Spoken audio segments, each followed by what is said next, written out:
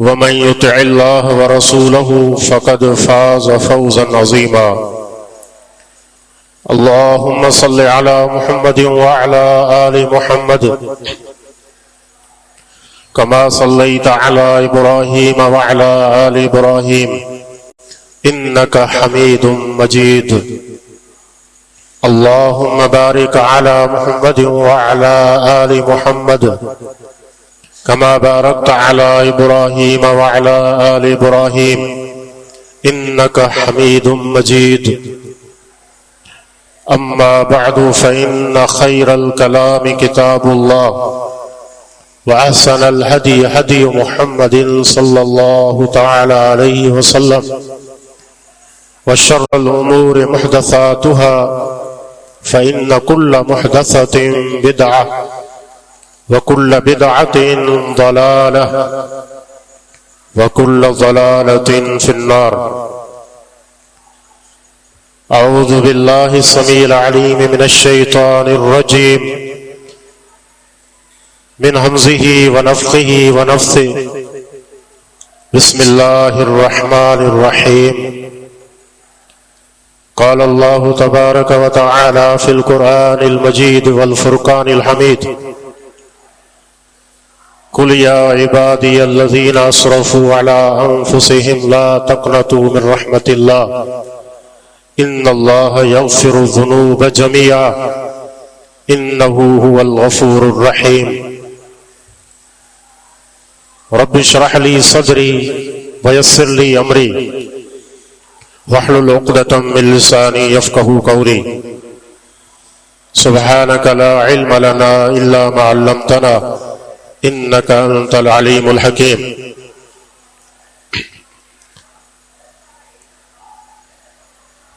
ماہ رمضان کا نصف ہم سے رخصت ہو چکا ہے اور باقی جو دن ہیں وہ تیزی سے اختتام کی جانب گامزن ہیں. ہم سب کو اپنا محاسبہ کرنا چاہیے کہ ہم نے اب تک اس ماہ مبارک سے کیا حاصل کیا. اس کی رحمتوں میں سے کتنی ہم نے حاصل کی، اس کی بخششوں میں سے کتنا ہم نے اپنا دامن بھرا، کتنی کوتاہی ہم پر جاری ہے. تو محاسبہ یہ پہلی چیز ہے. دیکھیے یہ ماہ مبارک توبہ اور استغفار کا بھی مہینہ ہے اور کئی مظاہر ہیں اس میں. ان پر غور کریں تو ہمیں یہ بات معلوم ہوتی ہے. جیسے رسول اکرم صلی اللہ علیہ وسلم کا یہ فرمان ہے کہ من صام رمضان ایمانا واحتسابا غفر له ما تقدم من ذنبه، کہ جس شخص نے رمضان کے روزے رکھے ایمان کی حالت میں اور اللہ تعالی سے اجر و ثواب لینے کی نیت سے، غفر له ما تقدم من ذنبه، تو اس کے پچھلے گناہ معاف کر دیے جاتے ہیں. اور یہ مغفرت، گناہوں کی معافی، یہ ایک خاص انعام ہے اس ماہ مبارک کا. اور توبہ اور استغفار جو ہم کرتے ہیں اس کی حقیقت کے ساتھ اس ماہ مبارک میں اس کو اپنی زندگی کا لازمی حصہ بنا لیں تاکہ یہ مغفرت ہمیں ماہ رمضان میں حاصل ہو. اور دوسری بات یہ بھی سمجھیں، ایک اور مظہر ہے ماہ رمضان کا، اور وہ یہ ہے کہ یہ ماہ ایک نیکی کا موسم بہار ہے، اس میں انسان آسانی سے توبہ کر سکتا ہے۔ کیوں؟ اس لیے کہ ایک تو ماحول ایسا ہے نیکی کا، یا باغی الخیر اقبل و یا باغی الشر اقصر۔ اللہ تعالیٰ کا فرشتہ یہ منادی دیتا ہے کہ ایک خیر کے طلبگار تو آگے بڑھ، اور یہ گناہ کو تلاش کرنے والے تو باز آ جا، رک جا۔ تو یہ ایک ماحول ہے، اس سے ہمیں فائدہ اٹھانا چاہیے۔ شیطان قید ہے، جب رمضان آتا ہے تو رحمت کے دروازے کھول دیے جاتے ہیں، جنت کے دروازے کھول دیے جاتے ہیں، جہنم کے دروازے بند کر دیے جاتے ہیں،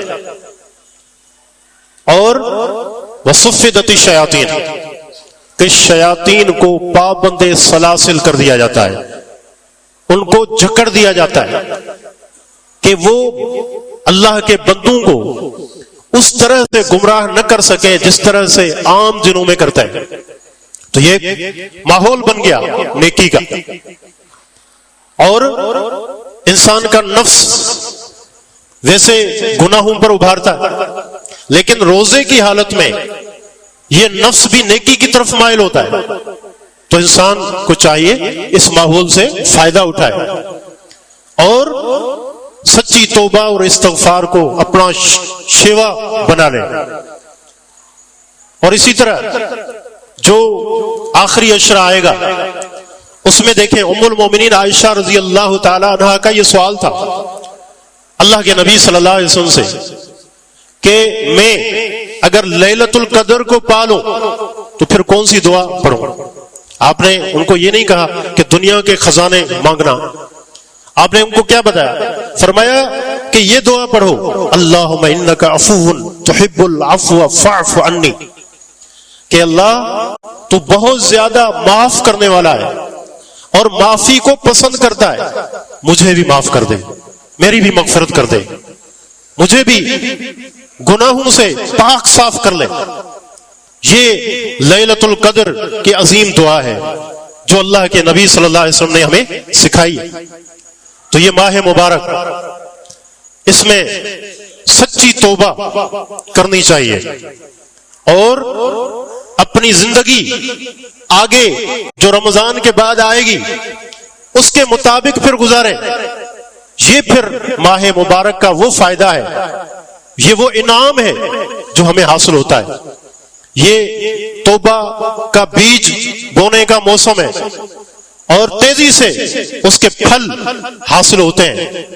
ایک موسم بہار ہے ماہ رمضان، یہ ایسا صابن ہے کہ جس سے گناہوں کے میل کچیل بالکل دھل جاتی ہے۔ شیخ الاسلام ابن تیمیہ رحمہ اللہ سے ایک سوال ہوا تھا، پوچھا گیا کہ میں تسبیح زیادہ پڑھوں یا استغفار زیادہ کروں؟ کبھی کبھی جو ذکر کر رہا ہوتا ہے نا اس کے ذہن میں یہ بات آتی ہے کہ میں کیا کروں، استغفار کو زیادہ معمول بناؤں یا جو تسبیح ہے سبحان اللہ یہ بھی بڑا عظیم عمل ہے، ان میں سے کس کو مقدم کروں؟ شیخ الاسلام ابن تیمیہ رحمہ اللہ نے ایک جواب دیا جو آپ بھی زر سے لکھنے کے قابل ہے۔ فرماتے ہیں کہ اگر جسم پر میل کچیل ہے تو بخور جو خوشبو ہے اس وقت تک فائدہ نہیں دے گی، تو لہذا استغفار پہلے ہے۔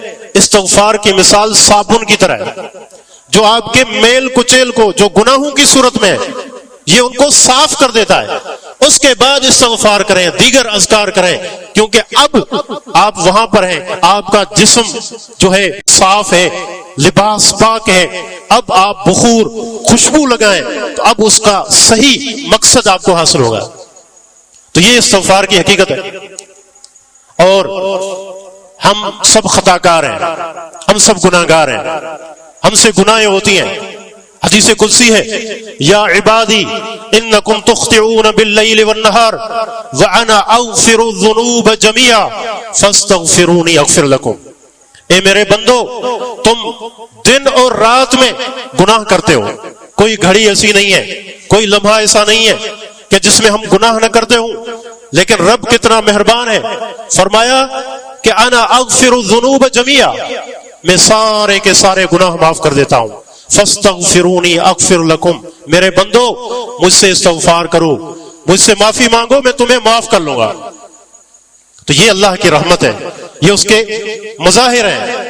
یا ابن آدم لو بلغت ذنوبک عنان السماء ثم استغفرتنی لغفرت لک، اے ابن آدم تیرے گناہ آسمان کی بلندیوں کو چھونے لگے، آسمان کی بلندیوں تک وہ پہنچ جائیں، اور پھر تو مجھ سے استغفار کرے گا تو میں تجھے معاف کر دوں گا، مجھے کوئی پرواہ نہیں ہے، مجھے کوئی پرواہ نہیں ہے تیرے گناہ کتنے۔ تو یہ ماہ رمضان توبہ کا مہینہ ہے، استغفار کا مہینہ ہے، اور ہر انسان خطا کار ہے۔ اور شریعت کی سماحت دیکھیں، نبی علیہ السلام کا فرمان ہے کل بنی آدم خطا وخیر الخطائین التوابون، فرمایا کہ انسان کا ہر بیٹا خطا کار ہے، آدم کی پوری اولاد گناہ گار ہے، وخیر الخطائین التوابون، ان میں سے سب سے بہترین خطا کار وہ ہے جو کثرت سے توبہ کرے۔ اللہ کس قدر یہ سماعت ہے، گناہ گار ہے لیکن توبہ کرتا ہے تو وہ اللہ کا محبوب بن جاتا ہے، اور وہ خطا کرنے والا بہترین ہو جاتا ہے۔ یہ اللہ تعالیٰ کی مغفرت ہے۔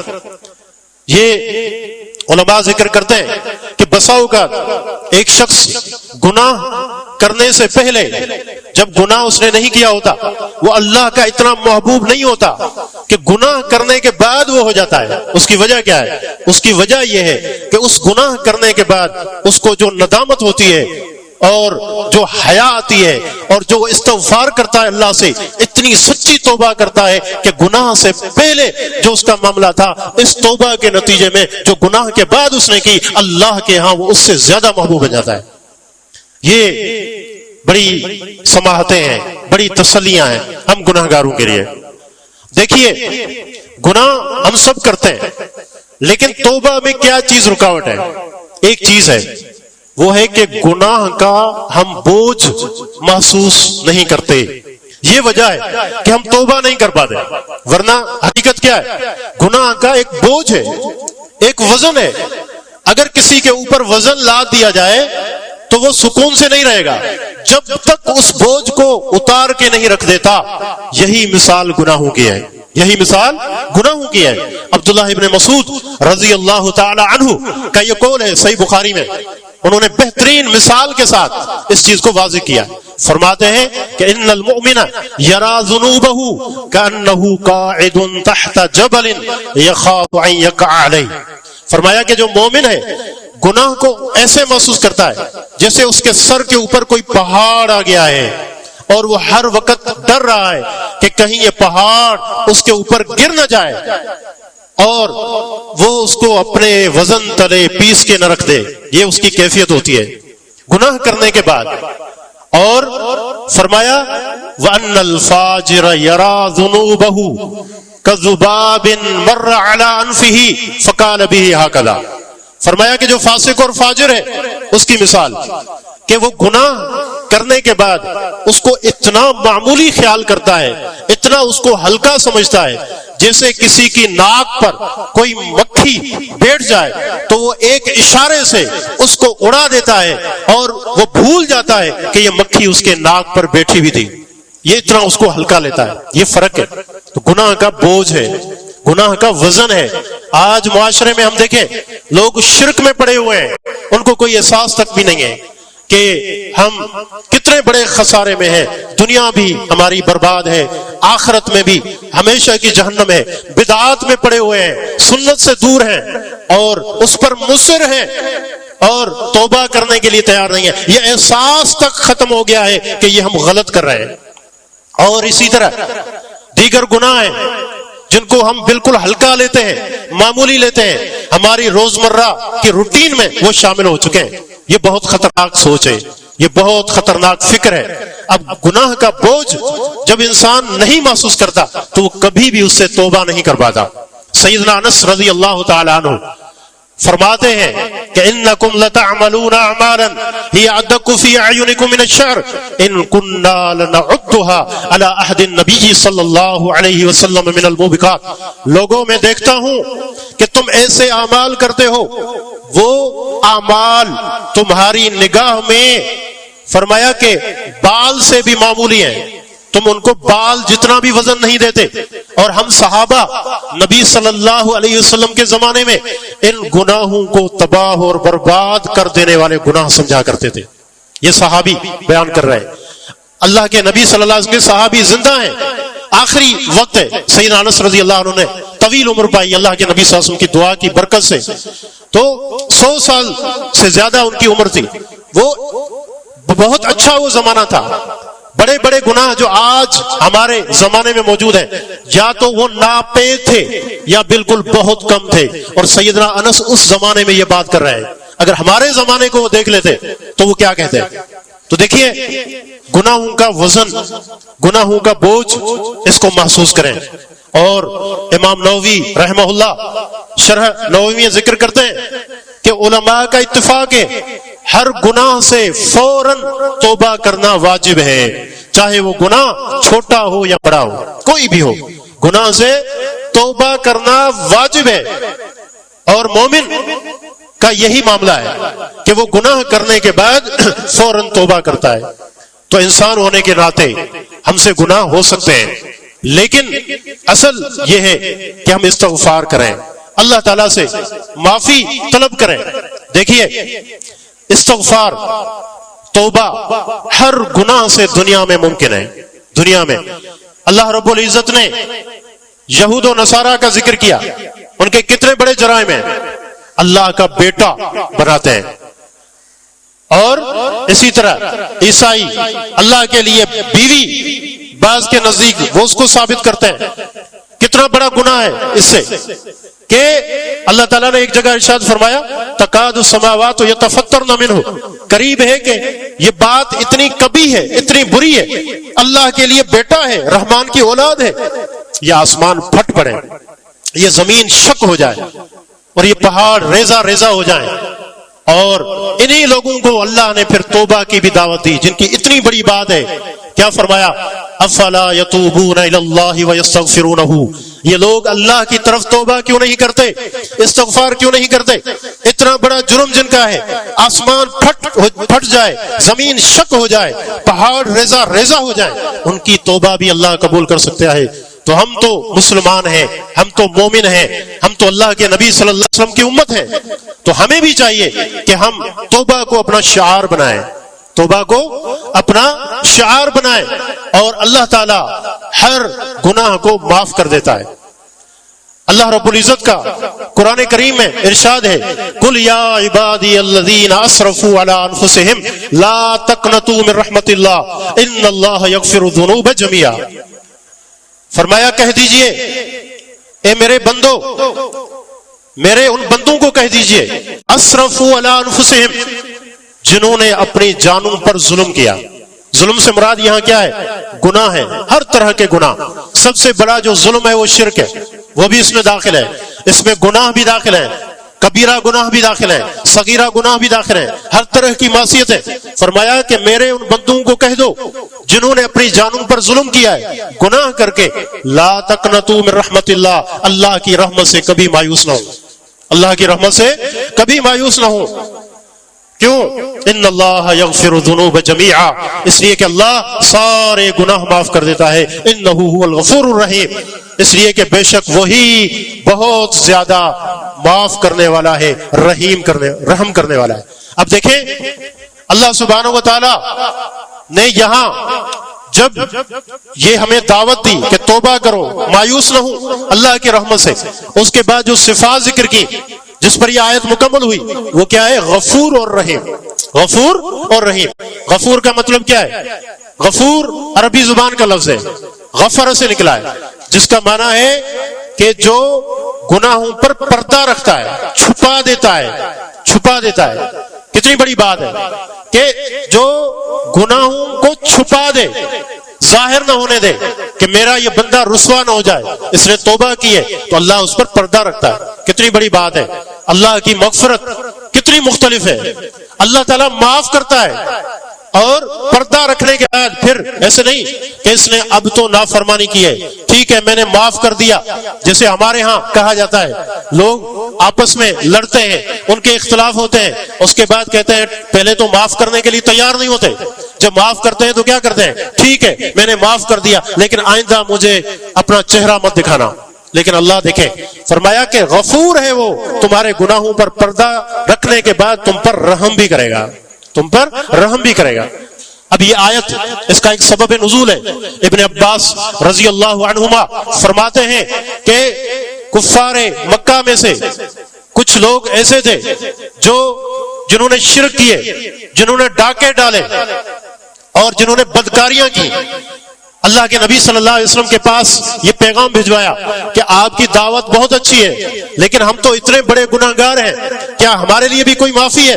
تو اس کا جواب اللہ نے یہ آیت اتار کے کیا، اور یہ جواب ہے کہ میرے بندوں سے کہہ دو جنہوں نے اپنی جانوں پر ظلم کیا ہے، اللہ کی رحمت سے مایوس نہ ہو، اس لیے کہ اللہ غفور رحیم ہے۔ یہ ہمارے لیے بھی تسلی ہے۔ یہ ماہ رمضان جو رحمتوں اور مغفرتوں کا مہینہ ہے، جو جہنم سے آزادی کا مہینہ ہے، جس میں ہمیں کثرت سے اطاعت کرنی ہے، اللہ تعالیٰ کی جو مغفرت کا ہم نے حقدار بننا ہے۔ اب تک اگر کوتاہی ہوئی ہے تو یہ دیکھ لیں اب بھی ہمارے پاس وقت ہے، اب بھی ہمارے پاس وقت ہے۔ شریعت نے جو ضابطہ ذکر کیا ہے وہ کیا ہے؟ انما الاعمال بالخواتیم، کہ اعمال کا دار و مدار خاتمے پر ہے، اپنا خاتمہ اچھا کریں ہر لحاظ سے۔ اب تک اگر کوتاہی تھی تو باقی دنوں میں اس کی تلافی کرنے کی کوشش کریں اور اپنا خاتمہ اچھا کریں کہ ماہ رمضان جب ختم ہو تو ہم اطاعت گزار ہوں، ہم استغفار کرنے والے ہوں، اللہ سے سچی توبہ کرنے والے ہوں، تو یہ رمضان ہمارے لیے بھی خیر کا پیغام لے کر آئے گا اور ہم بھی ان خوش نصیبوں میں سے ہو سکتے ہیں کہ وَلِلَّهِ اُتْقَاءُ مِنَ النَّارِ وَذَلِكَ فِي كُلِّ لَيْلَةٍ۔ رمضان کی تمام راتوں میں بہت سارے لوگوں کو اللہ تعالیٰ جہنم سے آزادی کا پروانہ تھماتا ہے، ہر رات یہ ہوتا ہے۔ ہم بھی یہ محنت کر کے اللہ کو راضی کر سکتے ہیں اور اس طریقے سے اس مغفرت میں ہم بھی اپنا حصہ لے سکتے ہیں۔ تو اللہ کی طرف پلٹیں۔ دیکھیں اللہ کی طرف آنے کے لیے اللہ نے کیا لفظ استعمال کیا، فرمایا فَفِرُّوا إِلَى اللَّهِ، یہ نہیں کہا اللہ کے لیے چل کر آؤ، کیا کہا اللہ کی طرف دوڑو، بھاگو، فَفِرُّوا إِلَى اللَّهِ، اللہ کی طرف دوڑو، یہ کیفیت ہونی چاہیے۔ اور نیکی کے بارے میں کیا لفظ آیا، فَاسْتَبِقُوا الْخَيْرَاتِ، لوگو نیکی کی طرف سبقت کرو، ایک دوسرے سے آگے بڑھو۔ یہ ہے ہمارے لیے جو کام ہم نے کرنا ہے۔ تو اب تک محاسبہ کریں ہم نے کیا کیا، اللہ تعالیٰ کی مغفرت میں سے ہم نے کتنا جو ہے فائدہ اٹھایا، کتنا ہم نے اس سے اپنا دامن بھرا۔ تو یہ محاسبہ بہت ضروری ہے اور توبہ کو اپنا شعار بنائیں۔ اور یہ توبہ ایسا معاملہ ہے کہ اللہ نے سب کو حکم دیا۔ اللہ کے نبی صلی اللہ علیہ وسلم باوجود اس کے کہ آپ معصوم ہیں فرماتے ہیں انی لا استغفر اللہ واتوب الیہ فی اليوم اکثر من 70 مرہ، کہ میں محمد صلی اللہ علیہ وسلم میں دن میں ہر روز 70 سے زیادہ بار توبہ کرتا ہوں، اللہ سے معافی طلب کرتا ہوں، اور بعض روایات میں کہ 100 مرتبہ میں اللہ سے معافی مانگتا ہوں، اللہ سے استغفار کرتا ہوں۔ صحابہ بیان کرتے ہیں اللہ کے نبی ایک مجلس میں بیٹھے ہوتے، عام مجلس ہے، لیکن استغفار کر رہے ہوتے، اتنا کہ کبھی ہم شمار کرتے 100 تک وہ استغفار پہنچتا تھا۔ تو یہ استغفار یہ بڑی عظیم ہمارے لیے اللہ کی نعمت ہے، اس کو اپنائیں۔ اور اس کے فوائد میں سے یہ چیز بھی ہے کہ انسان اللہ کے عذاب سے بچ جاتا ہے۔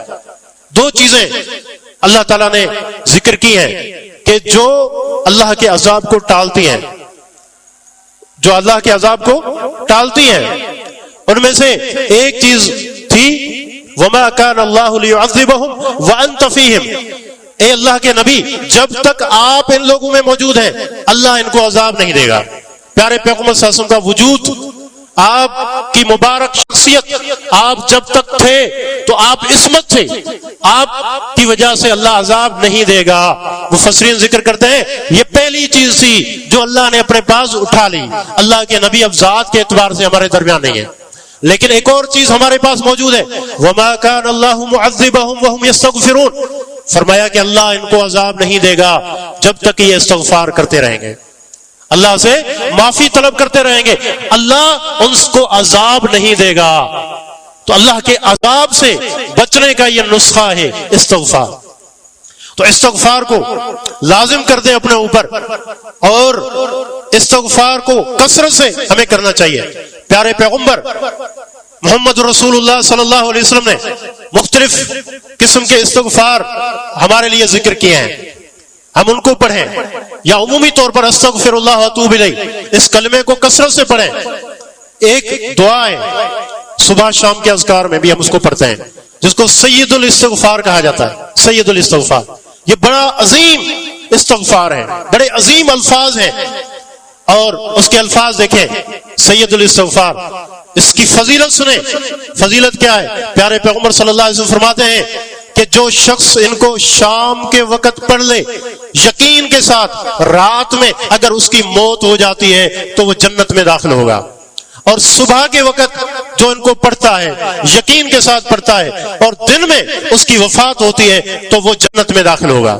یہ کتنے عظیم کلمات ہیں، اور یہ ہے اللہم انت ربی لا الہ الا انت خلقتنی، اے اللہ تیرے علاوہ کوئی معبود برحق نہیں ہے مگر تو ہی ہے، انت خلقتنی، تو نے مجھے پیدا کیا اور میں تیرا بندہ ہوں اور تو میرا رب ہے، وانا علی عہدک، میں اپنے عہد پر ہوں، وعدے پر ہوں، مستطاعت، جتنی میں طاقت رکھتا ہوں۔ اللہ انسان ہوں، کمی کوتاہی رکھ سکتی ہے، لیکن کوشش کر رہا ہوں جتنی میں طاقت رکھتا ہوں، مستطاعت فاغفر لی، اے اللہ مجھے معاف کر دے، مجھے ابوء لک بنعمتک علی و ابوء بذنبی، تیری نعمتوں کا میں اعتراف کرتا ہوں، مجھ پر بے تحاشا تیری نعمتیں، اور اپنے گناہوں کا بھی اعتراف کرتا ہوں، میرے گناہ بہت زیادہ ہیں، تو اے اللہ ابوء لک بنعمتک علی و ابوء بذنبی فاغفر لی فانہ لا یغفر الذنوب الا انت، اے اللہ تو میرے گناہ معاف کر دے، اس لیے کہ تیرے علاوہ کوئی گناہ معاف کر ہی نہیں سکتا۔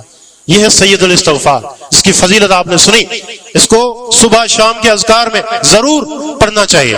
ایک اور استغفار پیارے پیغمبر صلی اللہ علیہ وسلم کے فرمان میں موجود ہے، اور وہ ہے کہ استغفر اللہ واستغفر اللہ الذی لا الہ الا ھو الحی القیوم واتوب الیہ، یہ الفاظ ہیں، استغفر اللہ الذی لا الہ الا ھو الحی القیوم واتوب الیہ۔ اس کی فضیلت کیا ہے؟ نبی علیہ الصلوۃ والسلام فرماتے ہیں کہ اللہ تعالیٰ اس بندے کو معاف کر دیتا ہے، وَإِن كَانَ قَدْ فَرَّ مِنَ الزَّحْفِ، اگرچہ وہ میدان جہاد سے پیٹ پھیر کر ہی کیوں نہ بھاگا ہو۔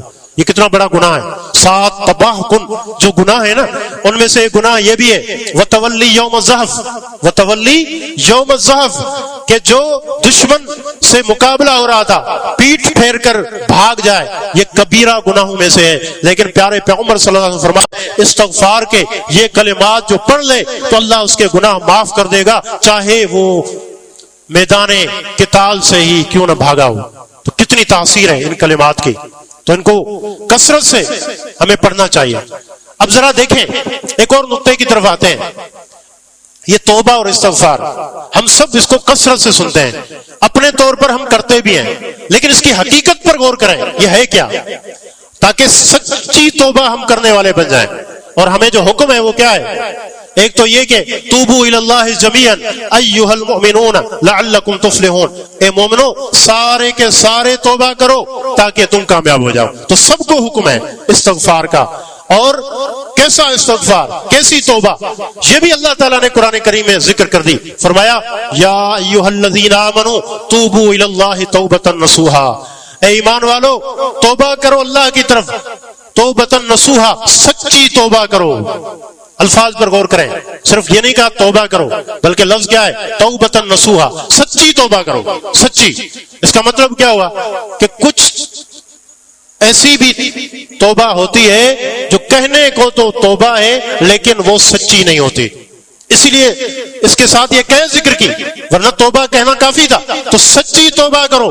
اب سچی توبہ کیا ہے؟ اس کی شرائط علماء نے ذکر کی ہیں قرآن و سنت کی نصوص کی روشنی میں کہ کس طرح سے سچی توبہ کرنی چاہیے۔ سچی توبہ میں شرائط ہیں، ہم دیکھیں۔ سب سے پہلی شرط الاخلاص للہ فی التوبہ، کہ توبہ میں اللہ کے لیے مخلص ہو جائیں، مخلص ہو کر اخلاص کے ساتھ توبہ کریں۔ اس کا کیا مطلب ہے؟ اس کا مطلب یہ ہے کہ توبہ میں نیت صرف اللہ تعالیٰ کو راضی کرنے کی ہو، اور کوئی مقصد نہ ہو، کسی اور کو دکھانا مقصد نہ ہو کہ بظاہر انسان پارسا بن جائے، اچھا بن جائے، لوگ دیکھیں کہ یہ توبہ تائب ہو چکا ہے۔ نہیں، توبہ کی پہلی شرط یہی ہے اللہ کے لیے اس میں خلوص پایا جانا چاہیے، اخلاص اس میں موجود ہونا چاہیے، تو اللہ کے لیے مخلص ہو کر توبہ کریں۔ اور دوسری شرط اس کی یہ ہے الاقلاع عن الذنب، گناہ کو چھوڑ دیں، گناہ کو چھوڑ دیں۔ اس کا معنی یہ ہے کہ جو گناہ ہم کر رہے ہیں اس سے استغفار کر رہے ہیں تو اس گناہ کو چھوڑ دیں۔ یہ نہیں ہے کہ گناہ بھی کر رہے ہیں اور ساتھ میں توبہ توبہ کے کلمات بھی زبان سے ادا کر رہے ہیں۔ بعض علماء نے ایک مثال دی کہ اس مثال سے اس چیز کو سمجھیں۔ یہ جیسے ایک شرابی ہے، وہ شراب پی رہا ہے، ایک گھونٹ وہ چڑھاتا ہے اور ساتھ میں کہتا ہے استغفر اللہ، پھر دوسرا، پھر استغفر اللہ۔ یہ کیا ہے؟ یہ توبہ ہے؟ یہ تو مذاق ہے۔ ایک حدیث ہے سندن اگرچہ اس میں کچھ کلام ہے لیکن اس کے الفاظ یہ ہیں کہ المستغفر من ذنبه وهو مصر علیہ، کہ جو گناہ سے توبہ کر رہا ہے اور وہ اس پر مصر ہے، گناہ کیے جا رہا ہے اور توبہ بھی کر رہا ہے، اس کا معاملہ کیا ہے؟ کہا کل مستہزئ بربہ، وہ ایسے ہے جیسے اپنے رب کے ساتھ مذاق کر رہا ہے۔